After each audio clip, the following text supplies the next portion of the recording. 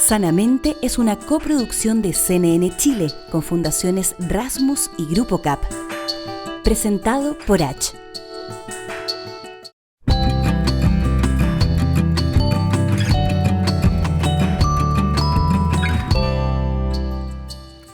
¿Cómo están todos y todas? Bienvenidos otra vez a un nuevo capítulo de este programa que amamos tanto y llamamos Sanamente.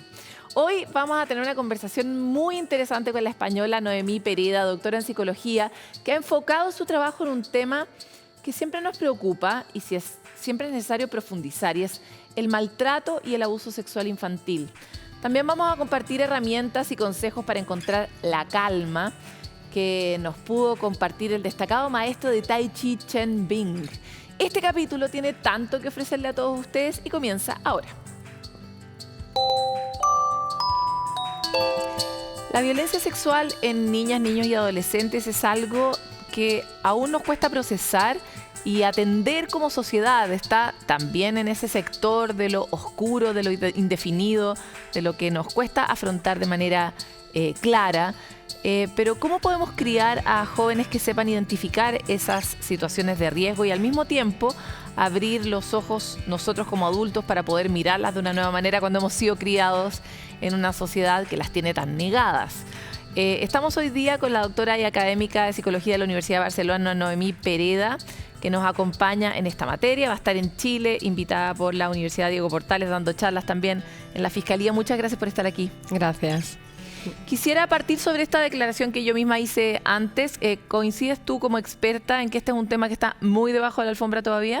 Es un tema que nos cuesta mucho como sociedad aceptar. Estamos hablando de formas de violencia graves hacia aquellos más vulnerables, y como adultos que vivimos pues, en una sociedad que creemos, ¿no?, democrática, avanzada, nos cuesta mucho saber que quien daña a estos niños y niñas generalmente es alguien de su entorno, alguien de quien dependen, y esto resta durante muchos años en el secreto y el silencio de estas familias y de la sociedad en su conjunto.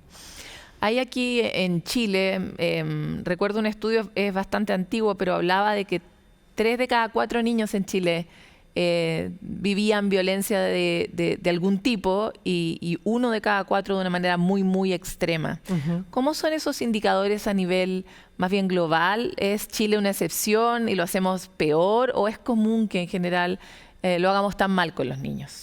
Es común porque los niños y niñas dependen de las personas que deberían cuidarlos. Entonces, en muchas ocasiones, esta relación que debería ser de afecto, de atención, se convierte en una relación de violencia, y el niño no sabe que esto no es normal, con lo cual le cuesta mucho ir a buscar ayuda, le cuesta mucho contárselo a alguien externo a la familia. Chile no es una excepción. La violencia es muy común en todos los países del mundo y realmente nos encontramos con cifras muy similares. Ahora, ¿podés ayudarnos a entender una banda de violencia? Porque en el sentido como que va desde aquí hasta golpear para nosotros es evidente que es violencia, uh-huh, ¿no? Pero ¿desde dónde ya podríamos empezar a sintonizar las primeras vibraciones de la violencia en una relación con un niño? Claro, hablamos de violencia activa, como puede ser el maltrato físico, el uso, como bien decías, ¿no?, de golpes, etcétera, pero también de violencia emocional, que es mucho más sutil, pero también es muy dañina, como no valorarlo, insultarlo, realmente no mostrarle afecto. Y luego tenemos también formas, naturalmente, mucho más graves, como es la violencia sexual. Estamos hablando de que los niños tienen unas necesidades afectivas, pero no sexuales, como las de los adultos. Entonces tenemos que poder también respetar el desarrollo de este niño y niña y no forzarlo a mantener un contacto sexual que muchas veces pues traspasa todo lo que es el consentimiento y el desarrollo de este niño o niña. Pero también encontramos esta violencia pasiva, que es sutil nuevamente y difícil de detectar, como el descuido, la negligencia, no ofrecerle afecto, no ofrecerle lo que necesita para desarrollarse de forma sana, una comunicación fluida, una autoestima. Entonces, realmente la violencia es algo muy frecuente, es algo que a veces se acumula incluso, y el niño sufre más de una forma y puede dañar de forma muy grave el desarrollo de este niño en todas las áreas.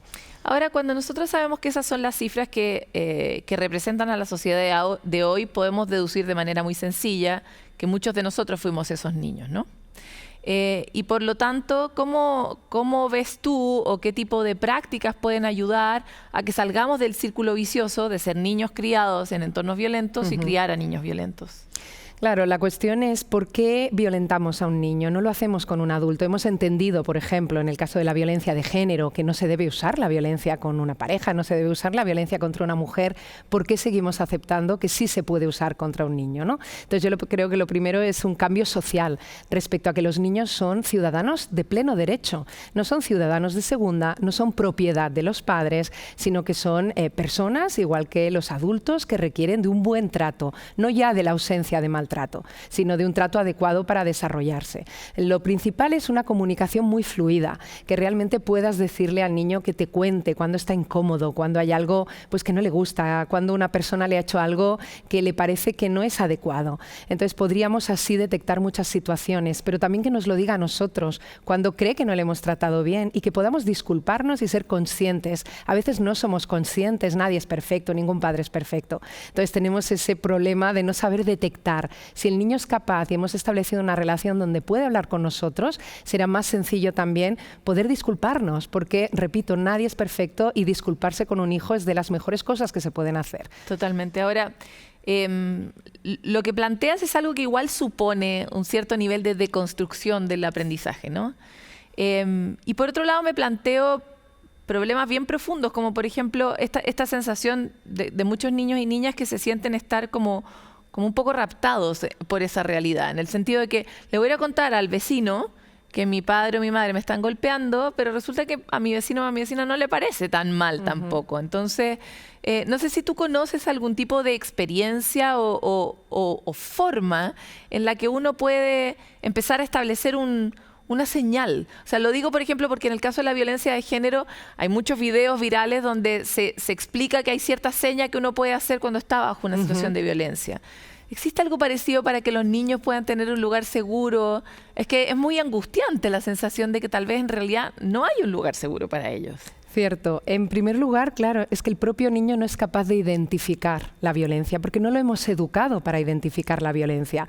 Lo hemos educado muchas veces, también en mi país, también en España, en la obediencia a la autoridad y al adulto. Entonces, ¿cómo puedo saber como niño que realmente lo que me están haciendo no es correcto? ¿Cómo puedo saber que no ocurre en otras familias? Si no educamos desde muy pequeños en los derechos que tienen los niños, en que la violencia no es aceptable, va a ser también para él muy difícil identificarse como víctima y poder ir a buscar esta ayuda. Pero es que además hay que hacer campañas de sensibilización social.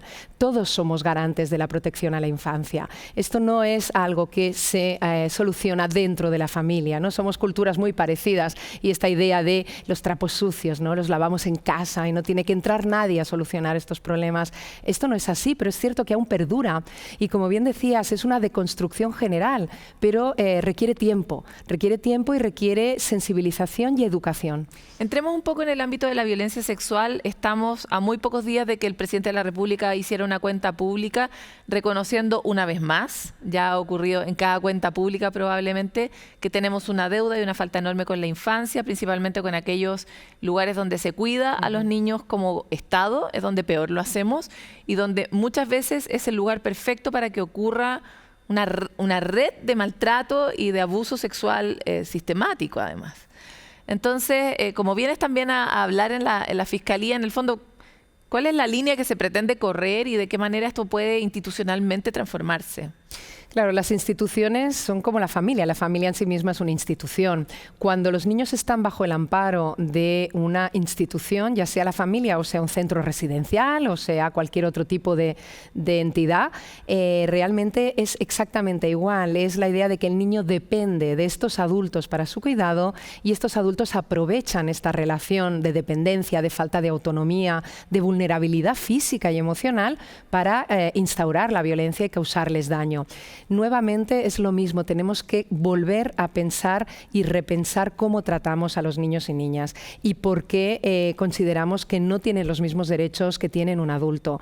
Realmente yo creo que hay un trabajo muy importante a hacer de educación, pero sobre todo de sensibilización. Los niños y niñas, la violencia en la infancia es probablemente el problema más grave que más explica problemas de salud mental a lo largo de la vida. Si realmente asumiéramos que es un problema de tal magnitud magnitud, que solucionaríamos muchas otras dificultades que presentan los adultos, quizá empezaríamos a entender que hay que cuidar a estos niños y niñas, porque no solo por el daño que causamos hoy, que naturalmente es así, sino también porque como sociedad queremos ciudadanos integrados, ciudadanos sanos, ciudadanos que puedan hacer avanzar nuestro país. Entonces hay que cambiar la perspectiva que se tiene sobre la infancia y la adolescencia. Y dado que tú también vienes a hablar con pares, ¿no? y con fiscales, en el fondo, ¿cómo ves que esta educación para poder distinguir los niveles de abuso está también presente en esos profesionales? Falta formación en todas las áreas. O sea, realmente el estudio de la violencia contra la infancia y la adolescencia es muy reciente en el mundo, no en Chile, es muy reciente en todos los académicos, porque no ha interesado realmente la víctima menor de edad, porque realmente considerábamos que era algo que, bueno, era autoridad de los padres, era una forma de educar. Cuando ¿Reciente? ¿Cuán reciente? Reciente, pues estamos hablando que la teoría que engloba todos los estudios sobre violencia contra la infancia es del año 2007, que es la victimología del desarrollo. Hasta ese año teníamos estudios parciales, pero no había una teoría que explicara los factores de riesgo, las consecuencias que tiene desde una perspectiva de infancia. Entonces usábamos teorías adultas para explicar la violencia contra la infancia, como la teoría de género, que explica una parte, pero no la totalidad, porque estamos hablando que en la violencia contra la infancia y la adolescencia la asimetría no es del género, es la edad. Entonces realmente la desigualdad que se produce entre el victimario, ¿no?, el agresor y la víctima es la edad. Yo soy adulto y puedo y voy a causarte daño porque tú eres un niño, ¿no? Y tú tienes una edad inferior a mí, un grado de desarrollo inferior a mí, menos madurez. Entonces es terrible entender que estos niños y niñas dependen del adulto. Impresionante que sea tan reciente y que desafiado que algo que está de alguna manera floreciendo, porque no tiene ni siquiera 20 años, ¿no? Tenga que además estar exigido por los nuevos contextos para los niños y las niñas, porque ya no solo el mundo físico, ya no solo la familia, ya no solo la escuela, ya no solo el Estado es un riesgo, sino que también su tránsito hacia el mundo digital abre como que duplica, ¿no?, esos riesgos, incluso más allá de las fronteras. Entonces, también me encantaría saber cómo socialmente uno puede construir, no sé, un marco de leyes y de protecciones que permita llegar allá de lejos, cuando a veces los padres ni siquiera tenemos acceso a los lugares en los que nuestros niños están digitalmente, y las herramientas de control digital para los niños tampoco son muy buenas. No. Son muy fáciles de saltar, ¿no? Claro, el entorno digital es un nuevo contexto en el que dañar a los niños, y realmente es así. Es otro contexto en el que usar la violencia contra ellos, ya sea sexual, como el acoso, por ejemplo. Y entonces realmente lo que tenemos actualmente son legislaciones que no pueden regular esto porque es nuevo, es un contexto nuevo. Hemos facilitado a los niños y niñas una serie de recursos fantásticos, pero sin advertirlos de los riesgos ni de los peligros que había allí. Probablemente porque nosotros tampoco somos expertos en esto. En España, justamente este 4 de junio, se ha aprobado un proyecto de ley para regular todo esto, para que los niños, por ejemplo, no puedan tener acceso a las redes sociales hasta los 16 años, wow, para que se persiga toda imagen creada con inteligencia artificial, sexualizada de un niño o especialmente humillante. Entonces estamos en España ahora, justo esta semana, intentando aprobar este tipo de normas para endurecer de algún modo y adaptar, no ya solo endurecer las leyes y permitir que esto pues bueno, sea un poco preventivo, porque como bien dices, lo que nos viene desde Internet no es protector hacia los niños. Se pueden saltar las normas y realmente es un peligro enorme. Y además lo estamos viendo en las tasas de trastornos y de registros de depresión en niños menores, tasas de suicidio dentro de los mismos colegios. Me encantaría saber cómo ha sido un poco la recepción social a un proyecto de ley de estas características, porque acá en Chile hay un sector que está muy dispuesto a tomar ese tipo de medidas, y hay otro sector que siente que eso es limitar la posibilidad de desarrollo de un niño por no tener, por ejemplo, un celular desde muy pequeño. Acá hay niños muy, muy pequeños que tienen celulares, o sea, a los 6 años, a los 3 años, acceso desde los 2 años.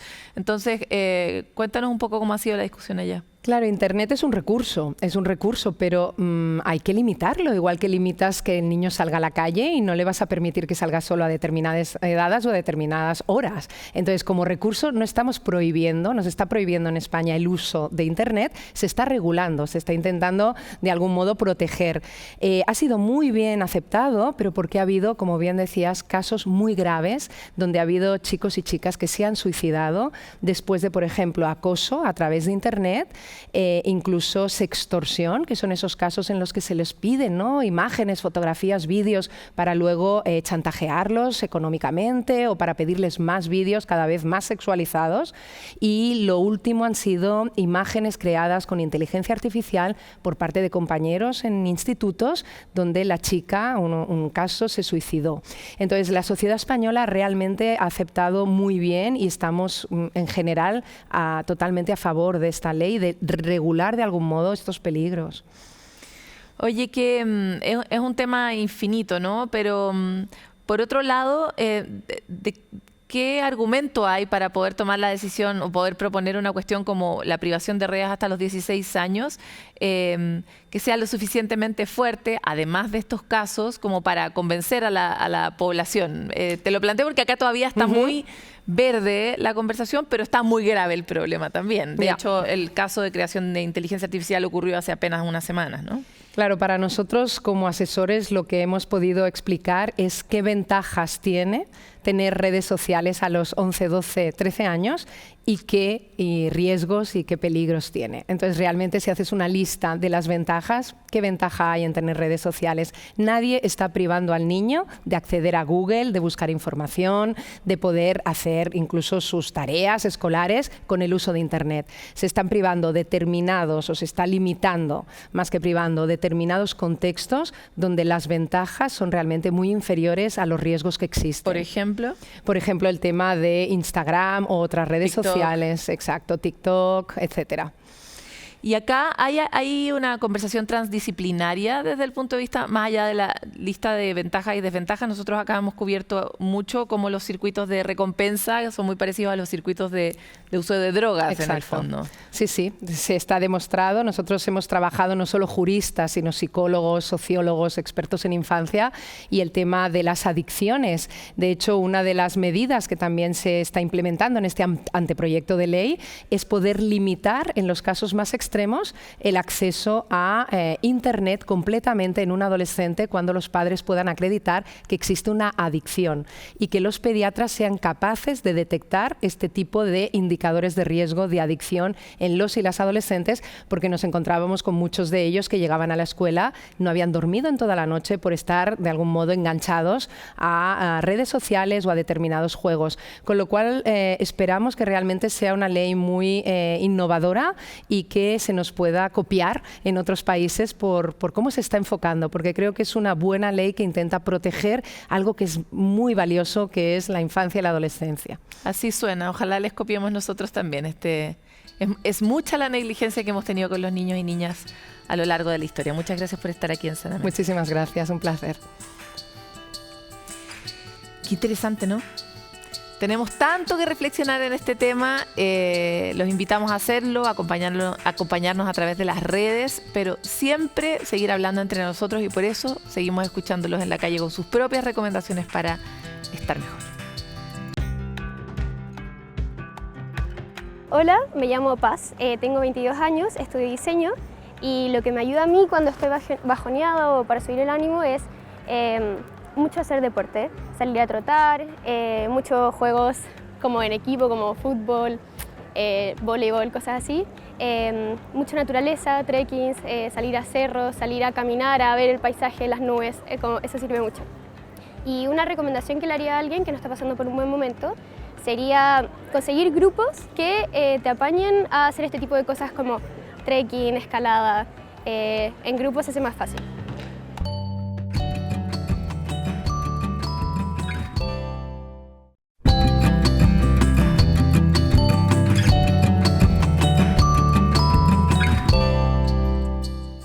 Seguimos en Sanamente profundizando en distintos temas y ahora para poder hablar de tinnitus. ¿Han oído hablar de esto? Probablemente conocen a alguien que lo tenga, porque de hecho entre un 15 y un 20% de la población padece de tinnitus. Es un sonido, una especie de zumbido, a veces es un pito, es más bajo o es más alto. No es un sonido que venga desde afuera, es un sonido que se genera desde adentro. Pero para las personas que tienen tinnitus, esto puede ser muy inhabilitante porque o no les deja escuchar lo que está ocurriendo alrededor o incluso no les permite concentrarse adecuadamente. ¿Cuál podría ser un tratamiento que ayudara a llegar a mayores niveles de bienestar? ¿Qué cuidados uno podría tener? Conozcamos más sobre de qué se trata esto y cómo se puede tratar de la mano de Miranda Aspe.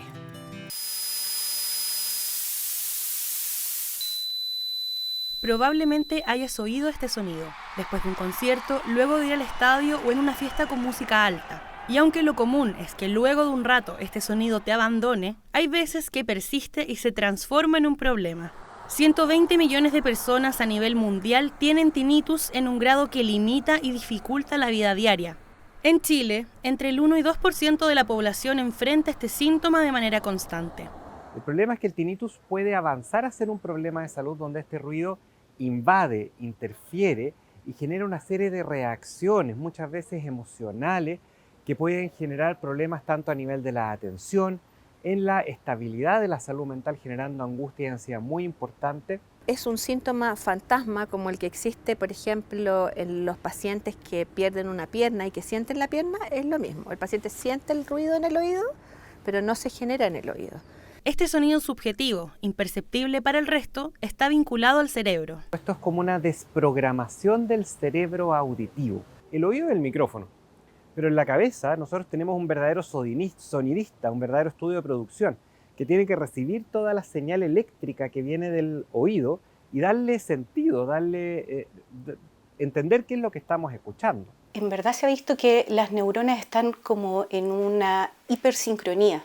Aunque las investigaciones siguen profundizando para encontrar su origen y soluciones, hay diferentes causas identificadas. Puede ocurrir porque hubo un trauma, puede ocurrir por causas que todavía están en investigación idiopática. Dentro de las causas cerebrales del tinnitus, tenemos que pensar en la corteza primaria auditiva primaria y la corteza auditiva secundaria, corteza cingulada, corteza parihipocampal, ínsula, y también áreas frontales que tienen que ver con la atención y las emociones. Entonces, tengo causas, por decirlas así, orgánicas, es decir, hipertensión, diabetes, una serie de causas que nosotros le llamamos metabólicas, que van a causar que se genere el ruido. Pero también se puede generar, por ejemplo, por depresiones, pacientes con angustias, que tengan la sensación de ruido. Estábamos un día en la noche viendo televisión con mi marido y de repente empecé a sentir un zumbido. Y yo pensé que era el televisor. Entonces yo le decía a mi marido, oye, Orlando, ¿por qué suena el tele? ¿Qué ruido? ¿Qué suena? El ruido del televisor, ¿cómo no lo vas a sentir? Y de ahí, de esa noche, no desapareció nunca más el zumbido hasta el día de hoy. Fonoaudiólogos, otorrinolaringólogos, psiquiatras y neurólogos fueron parte de los especialistas que Anielka consultó durante 2 años hasta tener certeza de que era tinnitus. ¿Has oído el gong, no es cierto? Un gong, entonces cuando y te queda ese sonido como metálico al final, ese es el sonido que siento yo. Un sonido que afecta la rutina, que perturba, que captura la atención y limita las tareas diarias de las personas que lo sienten. Lo que uno escucha está muy modulado, por ejemplo, con la atención que yo le ponga. Cuando hay reacciones emocionales intensas, cuando esto nos empieza a preocupar, cuando esto cautiva nuestra atención, van generándose un círculo vicioso dentro del cerebro que aumenta la señal del tinnitus, que lo saca de lo que hay que filtrar y lo pone muy como protagonista, al punto que puede capturar toda la atención y todos los recursos del cerebro. Pacientes que no pueden dormir, no solamente no dormir, sino que además no pueden hacer su vida diaria, no son capaces de concentrarse, no es infrecuente que si yo tengo un ruido y me estreso, el ruido aumente. Todas situaciones que experimentó Alienka. Los 3 primeros años, fueron caóticos porque yo era como que no podía, como neutralizar este ruido. Empecé con mucho estrés, tenía problemas para dormir, estaba muy irritante. Ponte tú, a veces en la noche despertaba y me ponía a llorar de noche, me corrían las lágrimas porque decía, pero ¿por qué me pasó esto a mí? Así como es un síntoma que surge por diversas causas, hay quienes logran dejar de oír el zumbido luego de un tiempo. Otros deben aprender a convivir con él, como Anielka, que ha incorporado a su rutina algunas técnicas para aminorar la molestia. Hay momentos, ponte tú, que son las 12 de la noche, las 12:30 de la noche, y no me logro dormir porque estoy sintiendo el ruido. Entonces ahí yo prendo la radio en el teléfono y me la pongo acá y empiezo como a concentrarme en la música que estoy escuchando, ¿me entiendes tú? Y ahí logro dormirme. El escuchar música en la noche antes de irme a dormir, música a bajo volumen, ojalá un volumen que esté cerca de la intensidad del tinnitus, puede generar alivio y puede ayudar al cerebro a irse reprogramando incluso solo.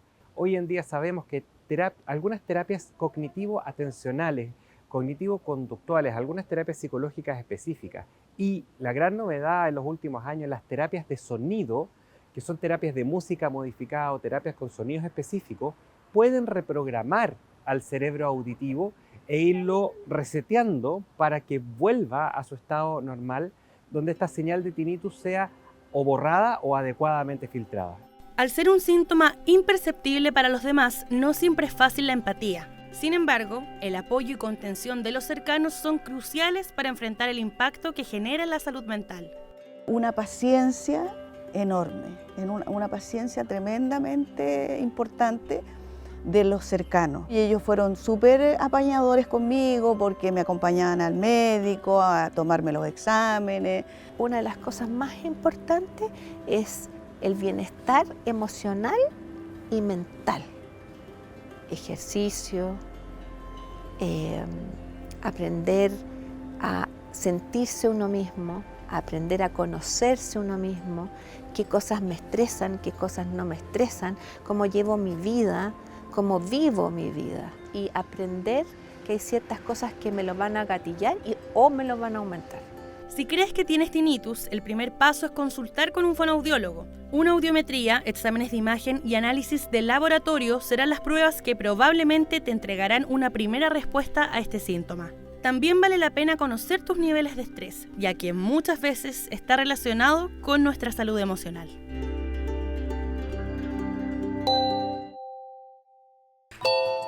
Continuamos sanamente para profundizar, calmarnos un poco, encontrar una nueva herramienta, bajar el ritmo, aprender algo nuevo de la mano de una simple y valiosa herramienta. Les compartiremos 3 ejercicios prácticos de Tai Chi guiados por Chen Bing, uno de los destacados maestros de este arte marcial a nivel mundial y también embajador de UNESCO, organización que reconoce a esta disciplina como un patrimonio cultural intangible de la humanidad. Aprendamos. Hola a todos, soy Chen Bing. Hoy les enseñaré 3 movimientos sencillos que ustedes podrían practicar en su casa, en su trabajo o al aire libre. Sirven para mejorar nuestra salud y mantener el equilibrio de nuestro estado del cuerpo. El primer movimiento se llama trabajo meditativo y tiene un requisito especial: volvernos al interior de nuestro cuerpo. Tenemos que relajar nuestro cuerpo desde 2 lugares, desde el pensamiento y desde la respiración. Primero, bajamos nuestro cuerpo levemente. Segundo, relajamos nuestros ojos, incluso se pueden cerrar. Tercero, el cuerpo debe relajarse y moverlo paso a paso, como el viento pasa por las hojas de los árboles. Gradualmente, nuestro movimiento se ve más fuerte, pero nuestro cuerpo se está relajando. Puedes hacer este movimiento por 2 o 5 minutos. Segundo movimiento se llama el gallo dorado está de pie en una pata.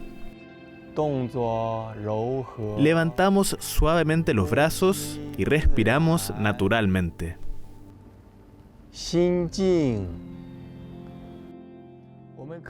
Se puede subir o bajar la dificultad de este movimiento según su estado físico. Si piensan que es muy difícil, se puede solo subir la mano.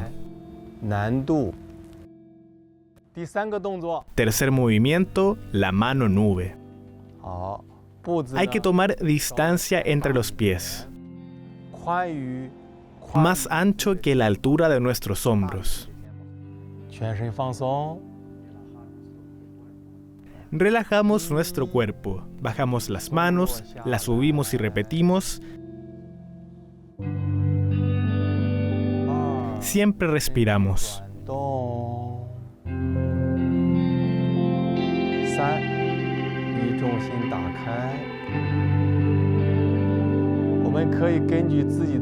Podemos hacer 5 u 8 círculos según la condición de nuestro estado físico.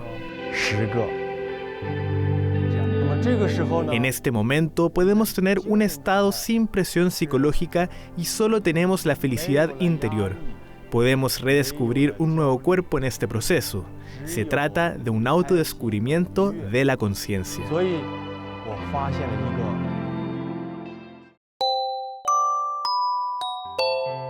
Llega a nuestro espacio de punto de encuentro donde compartimos cualquier cosa que nos sirva. Una cita, un ejemplo, una práctica, un taller que nos permita alcanzar algún nivel de bienestar. Y vamos a partir con explorar la relación entre el yoga y la salud mental. Desde La Salita, que es un espacio en Providencia, el profesor de yoga, Iyengar y psicólogo José de la Maza está realizando distintos talleres enfocados en compartir herramientas para el bienestar y el autocuidado a través de secuencias prácticas, obviamente de yoga.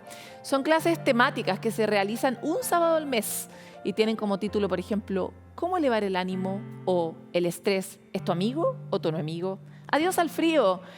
Cómo revitalizar la mente. Son algunas de los temas que convocan a este espacio y el único requisito es tener un conocimiento inicial de yoga.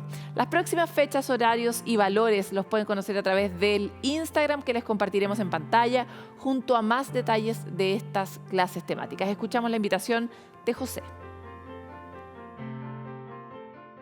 El ciclo de yoga y salud mental es un conjunto de clases prácticas que daré el último sábado de cada mes, todas ellas orientadas a cómo usar la práctica del yoga en beneficio de nuestro bienestar emocional y mental. Las clases están divididas en distintos temas que van desde cómo mantener la energía y el cuerpo más templado durante el invierno, cómo renovar la energía en la primavera y cómo llegar con la cabeza y el cuerpo más fresco para el verano. La idea es poder enseñar y aprender a ocupar el yoga como una herramienta que nos beneficie, que beneficie nuestro sistema nervioso, que nos ayude a regularnos y de esa forma poder prevenir quizá enfermedades como la ansiedad, la depresión o algunas otras relacionadas con el estrés. Así que todos y todas muy invitados. Bueno, y si hay algo que hemos dicho hasta el hartazgo, es que las comunidades son la manera de salir adelante muchas veces, de encontrarse con otros, de sentirse acompañado, de informarse mejor. Y es por lo mismo que es tan importante apoyar a las comunidades. Acá en Sanamente les hemos compartido distintas campañas de donación de distintas organizaciones y esta vez les compartimos la colecta anual de SIDEVI Chile, la Corporación para la Inclusión de Personas con Discapacidad Visual y Sordociegas. Esta organización promueve la inclusión plena en todos los aspectos de la vida y fomenta autonomía en sus estudiantes y usuarios, dando apoyo integral. Su foco es mejorar la calidad de vida de las personas y también acompañar a las familias. Si quieren saber cómo pueden participar de la colecta poniéndose, cómo seguir colaborando durante todo el año también y los distintos focos del trabajo de SIDEVI, escuchemos para poder comprender más a la directora ejecutiva de la corporación, Carolyn Sánchez. Atendemos a través de 2 servicios. el servicio de centro de rehabilitación que atiende a adultos con discapacidad visual y sordoceguera y la escuela especial que atiende a niños y jóvenes con estas discapacidades. Este 27 de junio iniciamos nuestra colecta digital. ¿Cuánto dura esta colecta? Es desde el 27 de junio al 8 de julio. ¿Cómo podemos apoyar? A través de la plataforma colectasidevi.donando.cl. Tenemos todos los medios de pago, todas las plataformas que usted pudiese incorporar su ayuda. También los invito a participar como socio permanente y también haciendo donaciones durante el año a través de nuestra página www.sidevichile.cl. Bueno, y la próxima es una nueva y útil aplicación para personas en el espectro autista. Se trata de Autis App y ya está disponible para teléfonos iOS y también Android. La idea de su creadora, que es parte del espectro, es apoyar la autonomía de personas autistas por medio de distintas herramientas digitales y también ser un apoyo para cuidadoras y cuidadores, profesionales afines y el que le interese. Dentro de los contenidos de la app hay un diario de emociones, herramientas de autorregulación y relajación, tareas, información legal para Chile y más, tal como nos cuenta, de hecho, su creadora, Melissa Muñoz. La idea surgió en 2022 cuando yo todavía trabajaba como profesora. Post pandemia, cuando las realidades de la vuelta a clases fueron difíciles. Sin embargo, yo creo que el momento más importante para que esto fuese realidad fue que hace un año a mí me dan la identificación de autismo. Y me encontré con la barrera de que no existen muchos profesionales que trabajen con adultos, no existen muchas herramientas pensadas en nosotros, y decidí entonces empezar a cotejar con gente de la comunidad qué cosas podemos necesitar y poder ponerlas dentro de una aplicación.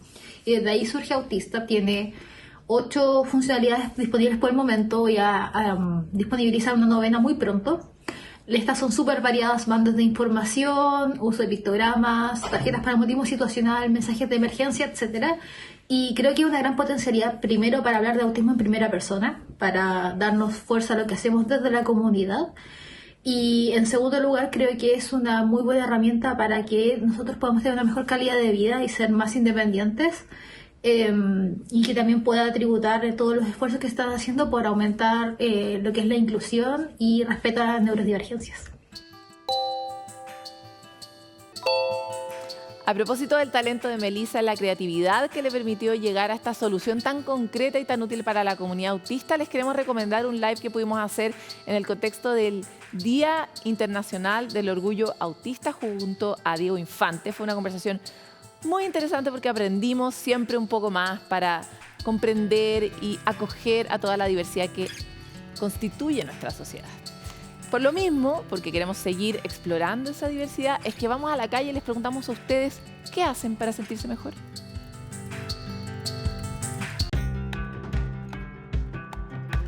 Un libro que leí hace poco fue La Sociedad del Cansancio y habla como, claro, de que estamos todos dentro como esta como vorágine de hiperactividad, de estar rindiendo siempre, de que ahora, no sé, pues, por ejemplo, estamos llenos de correos y tenemos que estar siempre revisándolo, estar siempre como dando lo mejor en todo. Y el libro hablaba, claro, de que eso origina muchas de las enfermedades como mentales actuales, el tema de la depresión, este estrés crónico que ya estamos teniendo todos. Y hablaba como de ciertas pautas que en realidad no estamos viendo y que son necesarias como para en realidad llevar como un vivir tranquilo. Se llama La Sociedad del Cansancio y habla como de 2 tipos de cansancio, que está el cansancio malo y el cansancio bueno. Entonces el cansancio malo es como después de este hiperfoco de actividades y de atenciones, y con el multitasking y todo eso, que nos deja como mentalmente cansados y nos separa. Y está el cansancio bueno, que es como este cansancio de por ejemplo, cuando realizas actividades que deseas hacer realmente con sus tiempos, sin esta exigencia que muchas veces sentimos como externa, pero en realidad interna, como en nosotros así, internamente decirnos que dale, loco, no podéis parar. Entonces ese el cansancio bueno, el que no está como sujeto a eso, sino como a las actividades que uno quiere realizar y las hace. Y claro, ese cansancio era bueno porque te conecta con los demás. Y no sé, me sirvió mucho. Obviamente, como también estoy dentro de este circuito como de la tecnología, siempre se me olvida. Entonces, vuelvo al libro, veo así como las cosas que marqué y ahí trato de recordarme como lo más importante, las prioridades y todo.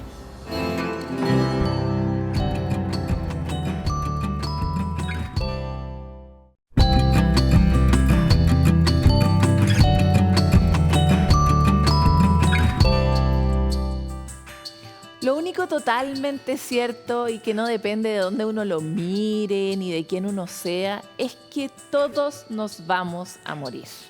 La muerte es un destino común, pero es un tema tan difícil de hablar para muchos. Es un tema que evitamos, que nos complica. Nos complica también imaginar el duelo. Tenemos pocas herramientas para poder vivir esta etapa tan natural, pero que al mismo tiempo es tan desafiante y nos expone tanto sensiblemente. ¿Se han preguntado qué pasa en el cerebro cuando un cerebro está atravesando un duelo? ¿Sabían que tiene una explicación a esta escala neurocientífica? Se los contamos en la siguiente animación.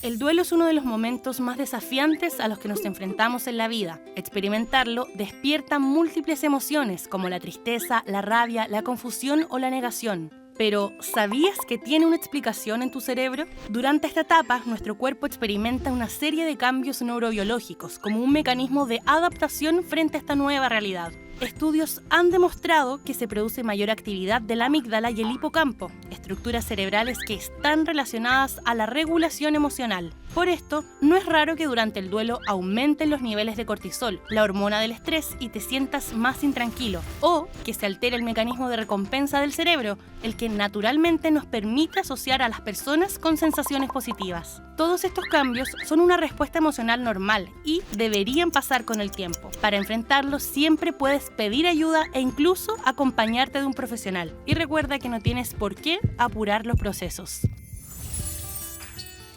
Llega el tiempo de los recomendados de Sanamente y me hizo recordar justamente una conversación que tenía el otro día con una mujer y me decía, por algo uno tiene 2 oídos y una boca, porque debería escuchar más de lo que habla.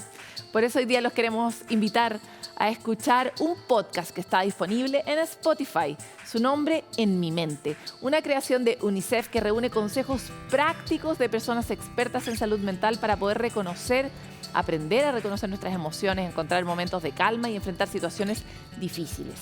Habla del estrés, de la ansiedad, del duelo, de tanto más. ¿Quieren saber otro poquito de por qué deberían exponerse a este podcast? Escuchemos a Daniela Tejada, especialista en desarrollo y participación adolescente de UNICEF Chile, que nos trae más detalles. En mi mente es un podcast y además es un conjunto de contenidos que están dentro de una plataforma en las cuales a través de 8 capítulos se abordan distintas temáticas de interés para los jóvenes como la ansiedad, la pérdida, ejercicios de respiración, conversar y vincularse con otras personas para hablar de la temática de salud mental. En el podcast que desarrollamos lo que hicimos fue juntar a un grupo de expertos y además a jóvenes para que ellos mismos pusieran sus voces y sus perspectivas en el desarrollo de los contenidos y así generar material que de todas maneras está basado en evidencia y que apunta a las principales barreras estructurales que hemos identificado en cuanto a acceso a información para los jóvenes y en cuanto a temáticas que son para ellos más relevantes. Bueno, y hasta aquí más o menos estamos llegando porque se acaba Sanamente. Pero antes, como siempre, queremos recuperar un poco de lo que visitamos a través de este capítulo. La conversación que pudimos tener con Noemí Pereda sobre el abuso y el trauma infantil y las reflexiones como que, por ejemplo, los niños y las niñas no son capaces de identificar la violencia porque evidentemente no los hemos educado para identificarla y por lo tanto la violencia en la infancia los atraviesa y los rodea y explica muchos de los problemas de salud mental que vienen después en la adultez. Tenemos un gran desafío y deuda por delante con la infancia, la protección de niñas, niños y adolescentes, básicamente porque todos queremos una sociedad más amable y más amorosa. Y es por eso que antes de irnos también queremos compartir información sobre la ONG Psicólogos Voluntarios de Chile, que ofrecen atención psicológica gratuita y remota. Si quieren conocer más, pueden entrar en la web psicólogosvoluntarios.cl y poder acceder a un tratamiento, sobre todo si ustedes conocen a alguien que realmente lo requiere y no sabe dónde encontrarlo, pues ahí puede encontrarlo. Nosotros nos vamos, pero sigan ustedes en compañía de CNN Chile y, por cierto, sigan siempre conectados a la comunidad de Sanamente. Nos vemos.